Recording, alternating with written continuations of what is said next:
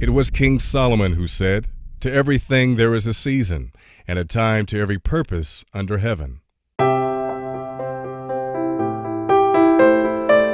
Thankfully, now is the time and the season to recognize and celebrate a legacy in the Valley. I'm Bryant, Helen K. Mason's grandson. Yep, that's me back in the day. I think back to a special weekend in February of 2002, one of the last times my grandmother and I shared some special quality time together. I managed to talk her into taking a trip. We traveled from San Diego, where she was living at the time, to our hometown, Phoenix, Arizona. The trip came about as an idea to honor and recognize her for her many contributions to the community of Phoenix. Now, she was never someone who sought after praise or vain self-glory. She was always thinking of others. I tape recorded some of our conversations during our travels through the desert landscape. Today's what? February 14th, 2002. Huh? The 14th? I guess I'm right. Yeah. It's been said that life is a journey, not a destination. And may I also add, so is learning and the quest to know and understand. A legacy, I think it's like a dream or like something that's really shocking to people and it changed the world.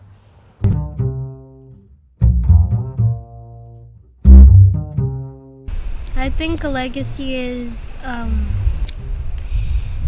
anything handed down from your Oh, you got a dictionary. That's not fair. And that's what I said.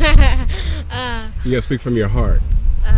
Well, I think a legacy is something that's passed down from like ancestor and ancestors and ancestors and ancestors. You know what's so beautiful about legacy versus legend, is that the legacy has this connotation that it's continuing. There's a continuum component to a legacy.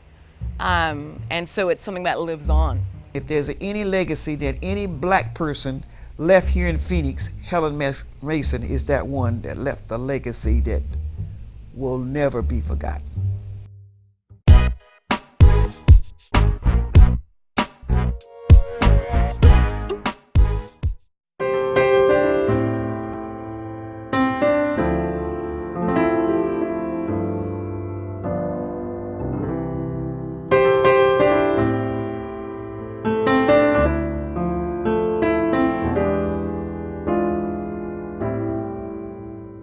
I was the firstborn of Scotty and Susie Obie.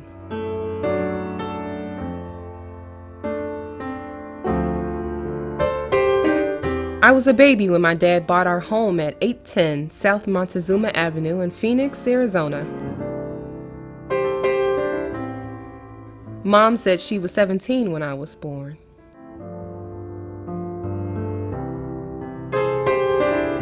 There were 5 of us.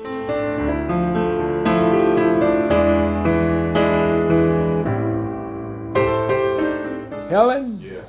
She's the oldest, domineering, and she didn't do this, she didn't do that all the time. You know, oldest, very demanding. Create a fight, all of them would jump on you.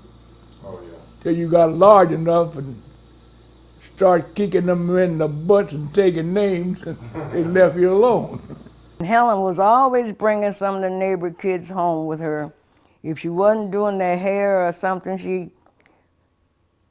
would bring them and let them have them spend the night.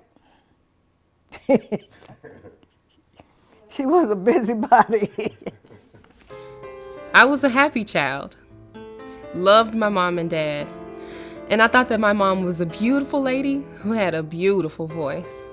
She sang in the church choir and around the house while caring for us. Well, every Saturday night, after baths, combing of hair, and oiling up, she would read to us. She often read Paul Laurence Dunbar poetry, and we just loved it. I remember those times during the winter when the house was warm and we were all snuggled up in our flannel nightgowns, sitting on the floor at her knees.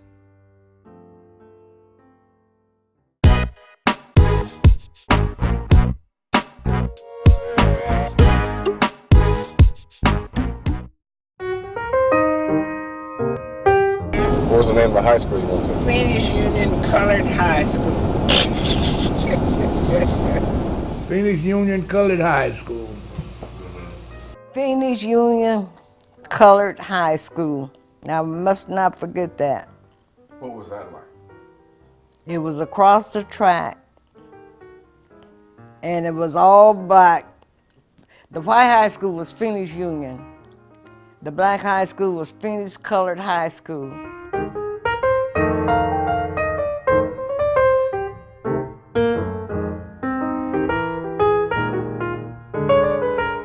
Teachers that were recruited cared about the students. So neighbors, school, this was their home. So they just kind of accepted what was here, the hand-me-down supplies, all of that.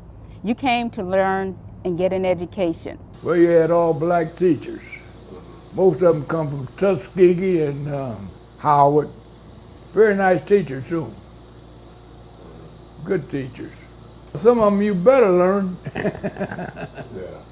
Yeah, they take your measurements in a minute.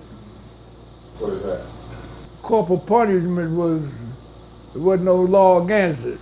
Tell you to go to that cloakroom over there, and pretty soon you hear some hollering. The teacher, they had a belt back there, they wear your butt out, man. They ever grab you? Man, I'm scared of them teachers. Hell no, I'd make good grades in their classes. So what was that your science teacher said? The earth revolves around the sun. Did you have like a favorite teacher? I think we liked all of them. We had one, Myrtle Rogers. I liked her. She's the one who saved me because I sure was bad. I started acting bad. They didn't know what they were going to do with me. What was your problem? Sassy, you know, I wasn't not no sex or nothing like that. Just unruly. Anyhow, they started making a leader out of me instead of chastising me. I represented the Girl Scouts when they go on for a week and meet with other groups. Yeah. Started putting me in plays. They organized the drama, not for just me, but other people who had my type of personality. But they weren't reaching us through the regular studies. Yeah. That saved my life, I guess. What was once Phoenix Union Colored High School is now the George Washington Carver Museum and Cultural Center, located at 415 East Grant, close to downtown Phoenix. The school's name was changed to Carver High School back in 1943.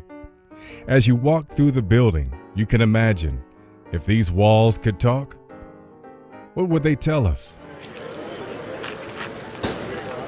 The lives that have come this way, the learning and experience that changed lives and made a difference for the young people of its time.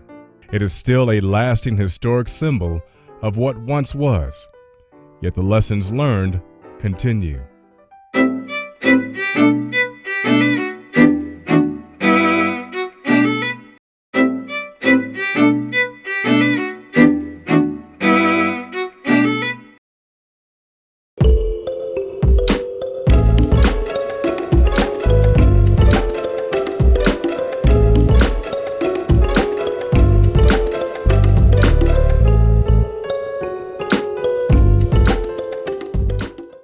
To know what we were in the past in order to know where we are now and where we're going in the future. Because every minority and every group of people that came to Phoenix contributed to what Phoenix became and what is today. And people don't understand that. They're all from somewhere else, so they don't understand the past of Phoenix. But we have a very rich history in Phoenix. A lot of people contributed, a lot of immigrants, minorities contributed to Phoenix and made it the great city that it is today, the 5th largest city in the United States.